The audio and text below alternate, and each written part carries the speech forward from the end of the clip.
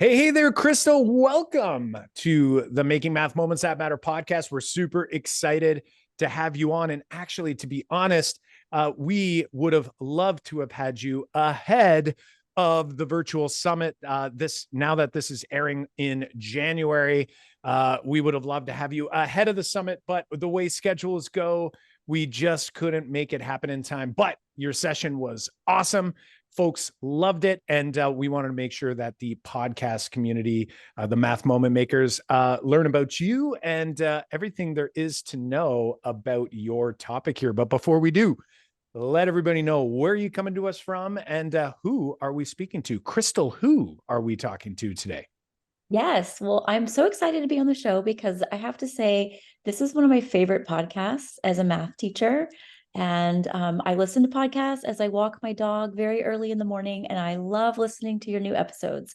So this is such an honor to be on the show. So thank you. And I am Crystal Frommert. I am from Houston, Texas. I am a math teacher, and I am also an administrator at a very large international school in Houston. Houston is a very international city, and we have students from about 60 different countries at our school. And it's a fabulous place to work. And I love our math department. I think it's the best in the world. Amazing. Amazing. It. We've actually been to Houston, I think, Kyle, more than most cities. We've been there, I think, 3 to 4 times in the last 2 years. So what's the barbecue spot, John, that that we always go to? We always forget it. Downtown. And then when we get there, we search and then we find it. And it is something pit. I feel like that's so like generic. There's probably there's probably so many. Anyway, that's I can never. We get there, we can never remember the name. Well, I'm a vegetarian, so don't ask me. Yeah, this is not a place for you. Then this is this is like when we're done, we're like, oh my gosh, we have to go lay down. But Crystal, we have to ask this to everybody. Every one of our guests, which is when we say math class, things pop into our brains. Like images. Memories stick with us over time. And we want to know, like, when we say math class, what math moment has stuck with you all these years? From my own experience or my experience as a teacher?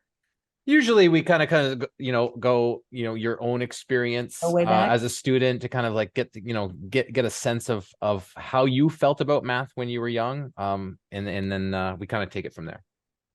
Yeah, I have I guess a quite typical story that for many kids, that I was a really strong student in elementary school, and I was fast and I did all the things that you were supposed to be quote good at math. And then that all fell apart probably when I started middle school, and I wasn't, quote unquote good anymore. And I was just kind of a mediocre math student and didn't really love it anymore. And that's exactly why I'm a middle school math teacher now, because I kind of want to save those kids who used to love it. And then in middle school, they just somehow stopped loving it. And that's my goal, is to keep them in love with math and keep them wondering and seeing the beauty of math. Oh, that's fantastic. I mean, it's not fantastic that your experience wasn't that way, but we do hear math moments that oftentimes there's some sort of, scenario at some point. We always say it's like when you fell off the wagon, the math wagon, right? For some kids, it's early. For some kids, it's in middle school. For some, students, it's in high school. For me, it was in second year university. I've mentioned that a number of times on the podcast. And, it's really great when you're able to kind of, dust yourself off from those experiences and kind of go, how can we do this better? How can we, improve on this so that this isn't the same for other students? And we're getting closer. We still have a long way to go, but it's awesome that, you've taken on that challenge. So we want to not waste any time here and dive straight in to, something that you are pretty passionate about. Actually, your book, When Calling Parents Isn't Your Calling, is the topic that you had shared at the virtual summit for the Math Moment Makers. So do us a favor. Tell us a little bit more. The title is very, it gives us insight into what it is that the book is all about. But, I guess what inspired you to kind of write a book like that and I guess get you passionate about that idea? And then I suppose, what sort of, strategies are you trying to help our educators sort of grapple with in their day-to-day when they're dealing with students and parents in math class? Yes, I got the idea when I started writing for Edutopia. I'm now a frequent writer for Edutopia, but when I started in 2020, my very first article was on parent relationships with teachers and how that leads to student success. And from that article, I was connected with a publisher, Road to Awesome, and we collaborated, and they encouraged me to turn that article into a book. And the reason that I'm so passionate about it is because I was not really good at calling parents or having conferences with parents when I was a new teacher. I didn't have a lot of confidence, and I didn't really know what to say. I would stumble over my words because I was nervous to talk to someone who wasn't a kid, and we had no training in undergrad. When I was training to be a teacher, we had no training in how to communicate with parents and guardians. And I have learned so much over my last 23 years of teaching from other administrators, from other teachers who have taught me little nuggets of how to be more confident and how to communicate specifically math progress with parents. And in a math class, you're not just talking about math. Of course, it's a very social, emotional topic. So communicate a lot. And I'm a parent myself. I've been a parent for 16 years. And I've been on the other side of those phone calls and the conferences, and I see both sides and how both sides are actually nervous in those conversations. It's true. Yeah. You know what, like as soon as you said that, I clued into that exact thing, that I think when I reflect back on my experiences, I remember also being super nervous. And I think most teachers avoid that call home. It's like, oh, I got to call home, and that, that's out of my normal routine. And then I have to talk to a parent. Like it was, well, like, I remember if the news isn't positive, right? Yeah. Like if it's well, like, you're like, this is a hard conversation and I'm not exactly sure what to do. Right. And it's like, I remember that, but then I remember it becoming, maybe it was because like you said, you've been a parent for 16 years, me as well. And it's like, well, maybe it's so much easier now because we have our own kids have gone through the system, and it's got to be, or it's that we've had so much experience calling home, like there's that part too. But I think, we tend to avoid that call home. Like Kyle and I read a book called Crucial Conversations, which is a great book for kind of thinking about interacting, having obviously crucial conversations, and how to keep, mutual respect, but also, get your points across with facts versus stories. I remember that being a big piece of, like, we tell ourselves stories about what's going to happen, but these aren't the true things that could happen. Such an important book that I remember. But it's the most important part is that communication home to the parents, because that team aspect between the student, the parent, and the teacher is what makes a difference in kids, trajectories. Tell us some of the, some big takeaways that you've had over the years of calling home, and what you've learned along the way to make those calls impactful, so like, it's like, I'm calling home to convey information, but what's been the most useful strategy that actually gets, your point across, but also maybe shares the right information in the right way to the parent? Right. I would say the best tip I have, or the most important tip perhaps, is to be honest, but also to be growth minded. Both of those things can happen at the same time. And I think we want to be kind, and we like to sugarcoat, and we like to say only good news because we don't want to be a messenger of bad news, right? But we have to be sometimes. And we have to have, like you said, those crucial conversations, right? And just delivering the news and saying, your child is struggling with this unit, but here are, and give some kind of statement about growth. I know that he or she can do better with this if we can do these things together, right? So it's a sentence in saying, this is truly happening. This is the reality. Here's what we're going to do to be on the team, to borrow your phrase, because we are a team. to be on that team together to help your child to do better with this. Because there's always hope, right? And everyone has room to grow. And so I think that's the most important thing, is to know there's honesty and growth mindedness when you're talking to parents.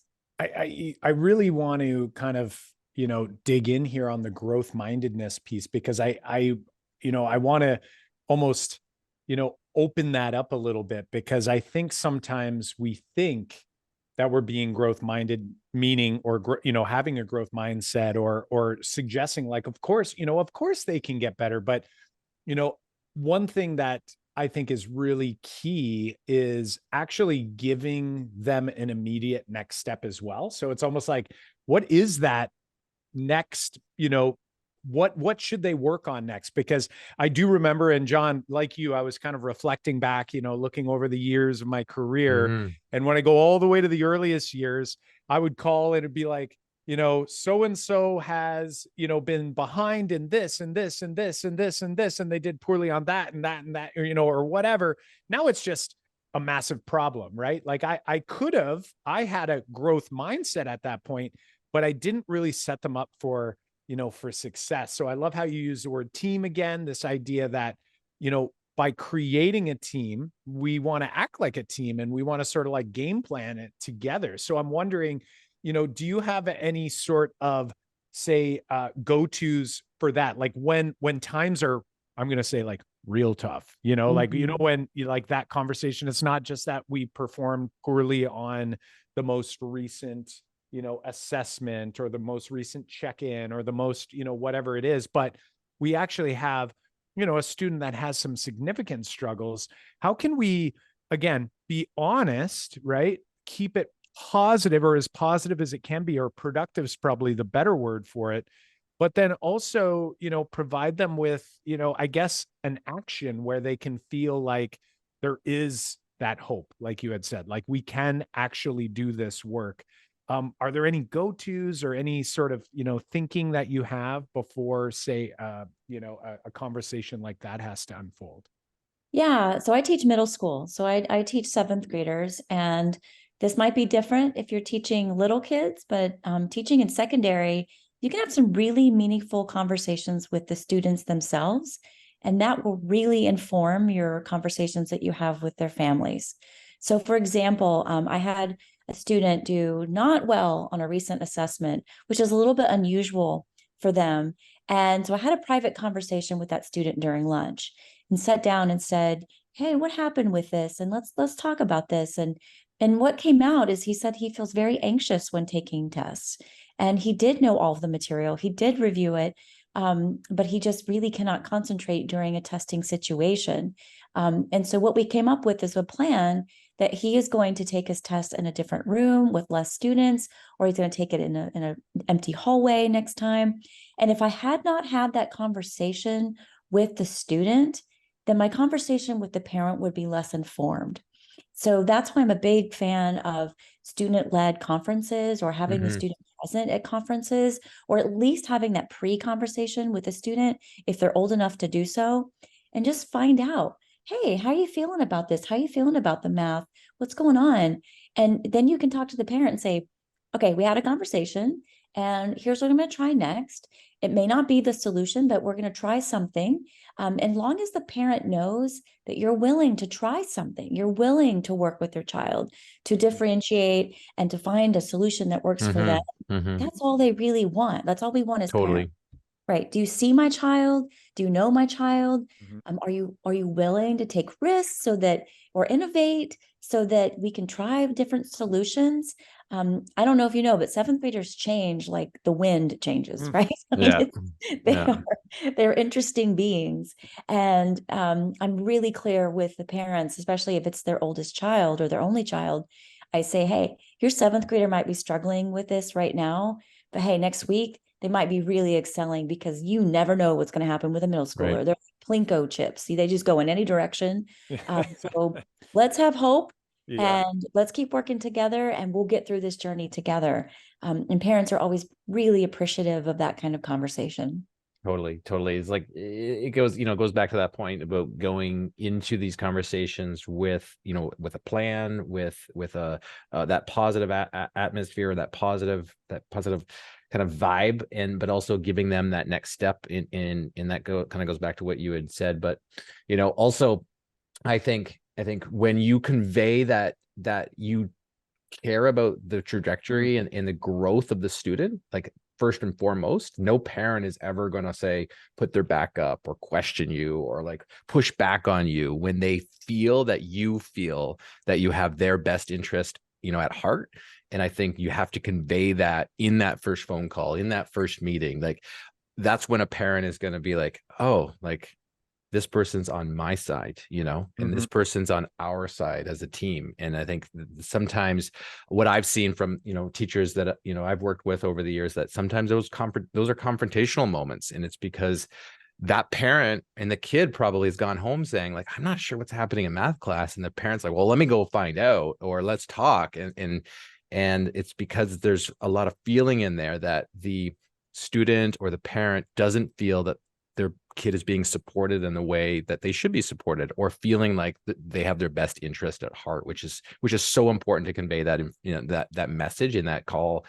So I wonder, like, when I think about those interactions I've heard and witnessed with other teachers, sometimes it's because teachers are using language that is unfamiliar, or it's like, we are on this side of the table and you're on that side of the table.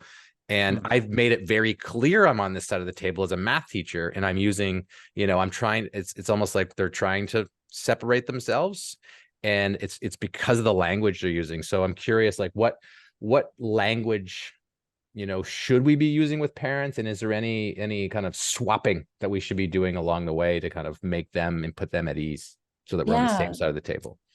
Can I say one thing about what you said, though? It was so important, John. When you said the first conversation that you have with parents, and I really want to emphasize that, because it's super important that we connect with parents early in the school year. Because if we can connect with them early in the school year and let them know, hey, I'm on your kid's side, we're on a team, right, I'm here for their growth. Yeah, it may not always be sunshine and rainbows, but I will never give up on your kid. Then when you do have a conversation that's not sunshine and rainbows, they're going to be way less defensive. So it's really important to start with that very first conversation. So thank you for mentioning that. That's really important. And back to your question about the language that we use. And I think about, like, sitcom TV shows, the comedy shows where it's the teacher behind the desk and the teacher knows everything and is kind of talking down to the parents. And I see that on TV. It's just not reality. And so to bridge that gap between the non-educator and the educator, we can use certain words that help.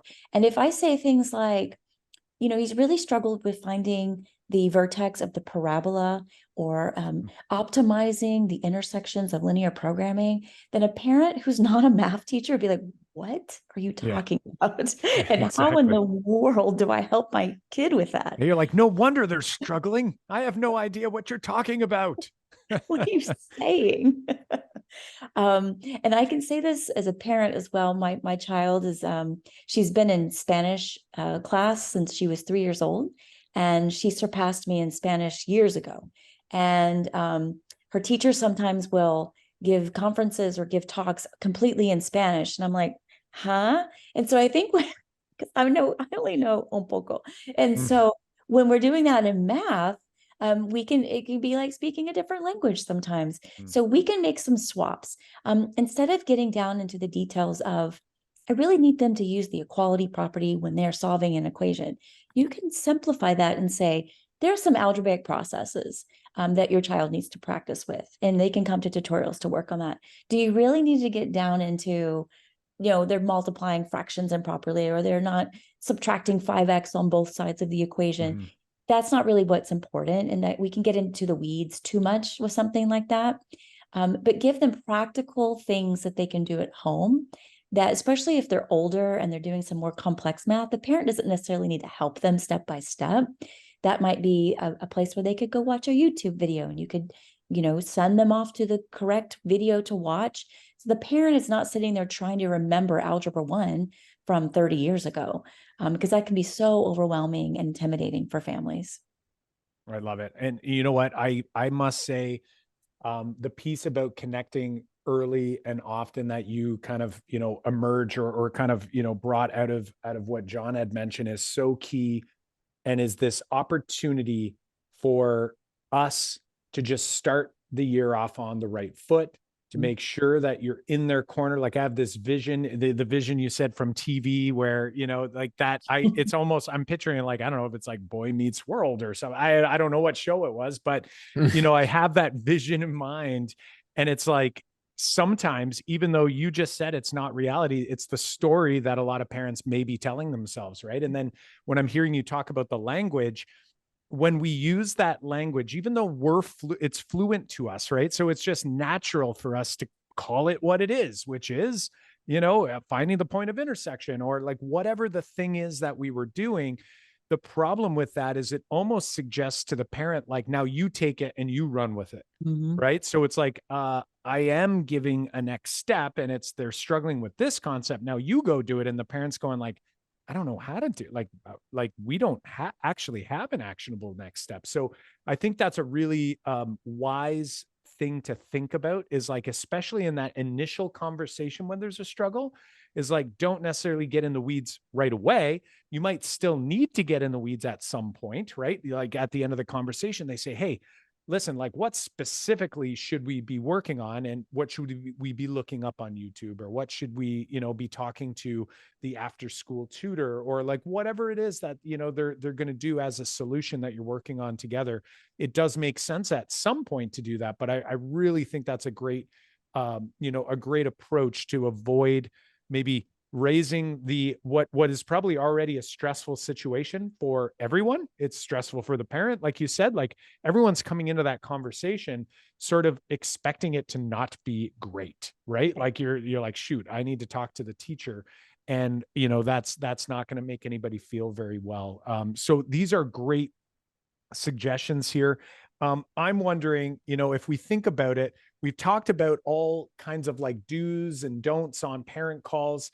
I'm wondering, what would you say, is there like a, kind of like maybe a rule of thumb that you use for yourself? And I know every scenario is different, but is there like in a school year, you're hoping to communicate like, I love the idea of communicating early, but then this idea of like often, like, it wouldn't be so stressed to talk to the teacher if it wasn't always bad news, right? Like I wonder if I made it, sort of a goal to connect with, I always used to say, like, if I could connect with, like, make it my goal to at least connect with 3 parents a week, just to do a quick little update, might be a 2-minute call, just, hey, or leave a message, and, or maybe it's email if that's how they do it.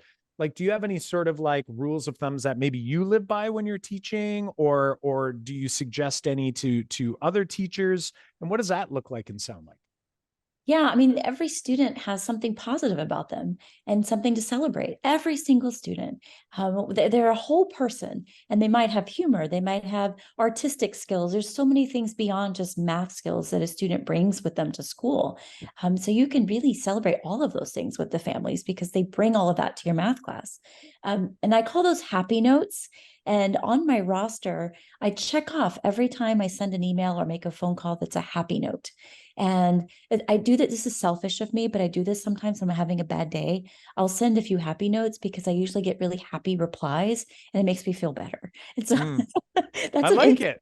It's win-win, right? It's a win-win. Yeah. My favorite one ever was, I sent a note to a family. It was very short and sweet, and just said, I just want to let you know that your child, I said the name, but your child explained a problem to the whole class, and they did a beautiful job doing this. And they may not be the highest scoring kid in the class. It doesn't matter. They did a really great thing that moment. Right.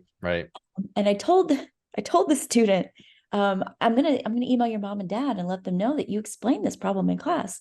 And she said, can you also add in there, they should take me for ice cream? And I said, yeah, I will. Yeah. And then put, P.S. She also asked that you take her for ice cream, and the mom wrote back, "For sure, we're going to take her for ice cream." So everybody won with that happy note. That's awesome. Win, win, win. Right. There's a third win in there. For sure. For sure. Crystal, if there was one big message, one key message that you'd want educators listening to right now to take away from this conversation, what would that be? There's so many. I would say, see the whole child. I think in a secondary classroom, we're focused on the history child, the math child, the English child, the writer child, the reader child. See the whole child. See everything that they bring to your classroom, because that's going to increase the equity and the belonging that you have in your classroom. And it's going to increase the quality of communication that you have with families, because they're bringing their whole self home. They're bringing their whole self to school, as we are too. And let's see that as educators. I think we can get so bogged down with labeling that child is poor in math or that child is struggling. But there's so much more to them than that. Awesome. That's fantastic. I get this vision of, every student is brilliant. And, if we can give them that opportunity to kind of, show that brilliance and, emerge that and kind of help them to bring it out in regardless of the subject area, that's so fantastic. And, I think it really does start too with making sure that, people know that you care about them, right? And by reaching out to parents, communicating with parents, not only tells the parent that you care, but it also tells the student that you care, right? Because you have their best interest in mind. So this has been a fantastic conversation there, Crystal. Do us a solid. Where can people find out? We know that you were with us at the virtual summit, so Academy members can check out that replay inside the virtual summit from the 2023 virtual summit. However, for everybody else who's looking to learn more about you, where can they connect with you and where can they learn more about your work, including your book? Yeah, thank you. So they can find me on Twitter, and my handle is Mrs._Frommert, and that's Frommert. You can also find me under Crystal Frommert on LinkedIn. And I also have a website, crystalfrommert.com. There's not that many Frommerts in the United States, so it's pretty easy to find online. Right. I love it. Crystal, thanks so much for joining us. And we look forward to meeting up with you sometime in the future. Yay. Thank you for the opportunity. This has been so fun. Thanks. Awesome. Chat with you soon, my friend. All right. Thanks. Take care.